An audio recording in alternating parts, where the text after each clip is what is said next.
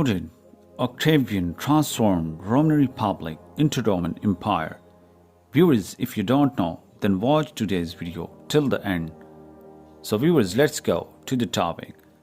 Mark Antony was in Egypt with Cleopatra instead of his wife Octavia. Octavian's sister Octavian was scheming to find a way to sever ties with Mark Antony, start a war to crush him, kill a potential rival, and take control of the entire Roman world. Viewers, he did this by cleverly exposing Antony's will to the Senate, where he read out how Antony had left all his money to his children by Cleopatra, where they would reign as monarchs or kingdoms that he and Cleopatra would have left to them. Viewers, Romans were scandalized by this type of behavior. Then Antony divorced Octavia to marry Cleopatra. Viewers, Octavian convinced the Senate via a propaganda campaign to start a war against Cleopatra, since they were reluctant to declare war on Antony, as he was a true Roman, and the last thing Octavian or the Senate needed was a mutiny. Eventually, Octavian chased Antony's senatorial supporters for Rome, and in 32 BC, the Roman Senate declared war against Cleopatra. So viewers, by midsummer of 31 BC, Antony maneuvered his army into Greece, and Octavian soon followed. Octavian brought with him his chief military advisor and closest friend Marcus Agrippa to command his naval forces. Although the ground forces were comparable, Octavian's fleet was superior in number. Viewers, Antony's fleet was made up of large vessels, but with inexperienced crews and commanders. Octavian's fleet of smaller, more maneuverable vessels was filled with experienced sailors. Viewers, Octavian moved his soldiers across the Adriatic Sea to confront Antony near Actium. Meanwhile, Agrippa disrupted Antony's supply lines with the navy. Viewers, Gaius Sosius commanded a squadron in Mark Antony's fleet, with which he managed to defeat the squadron of Lucius Auruntius and put it to flight. But when the latter was reinforced by Agrippa, Sosius' ally Tarquinius I, the king of Cilicia, was killed, and Sosius himself was forced to flee. Viewers, Octavian decided not to attack and risk unnecessary losses. Instead, Octavian wanted to battle Antony by sea, where his experienced sailors could dominate. In response, Antony and Octavian engaged in Fabian strategy until the time was right. As the summer ended and autumn began to set in, both Octavian and Antony settled for a battle attrition.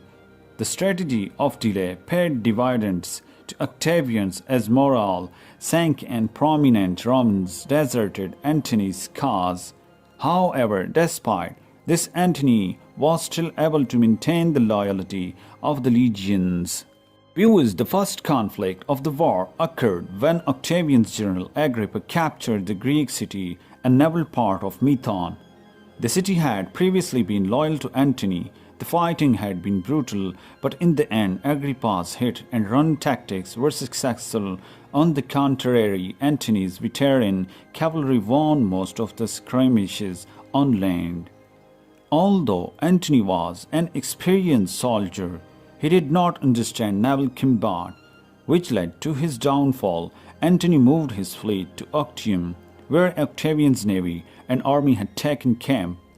The stage was set for one of the largest naval battles of all the time, with Antony bringing 290 ships in addition to between 30 and 50 transports. Viewers, Octavian had 350 ships. Antony's ships were much larger and better armed in what would become known as the Battle of Actium. Antony, on September 2, 31st BC, moved his large quinqueremes through the strait and into the open sea. There Octavian's light and maneuverable Liberian ships drew in battle formation against Antony's warships. Viewers, Cleopatra stayed behind Antony's line on her royal barge. A devastating blow to Antony's forces came when one of Antony's former generals delivered Antony's battle plan to Octavian.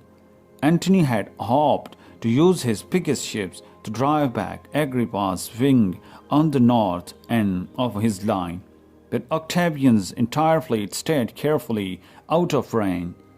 Viewers, shortly after midday, Antony was forced to extend his line out from the protection of the shore and finally engage the enemy. Octavian's fleet, armed with battle train and fresh recruits, made quick work of Antony's larger and less experienced navy.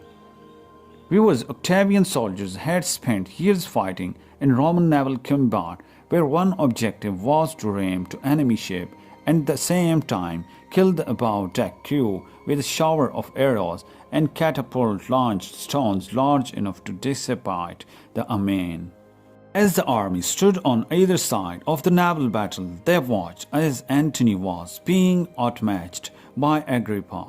Seeing that the battle was going against Antony, Cleopatra decided to follow Antony's original orders and took her squadron of ships and tried to penetrate Octavian's center. As a gap opened in Agrippa's blockade, she funneled through Antony, then issued order for his entire fleet to break through Octavian's line. Viewers, Antony led the breakthrough and his spread head was able to penetrate Octavian's center. However, shortly after Antony's break through, Agrippa ordered his flanks to attack the rest of Antony's ships from the both sides. Viewers, Antony and Cleopatra could only watch helplessly as their fleet, once the largest in Roman history, was destroyed. The couple was forced to take their remaining 90 ships and retreat to Alexandria.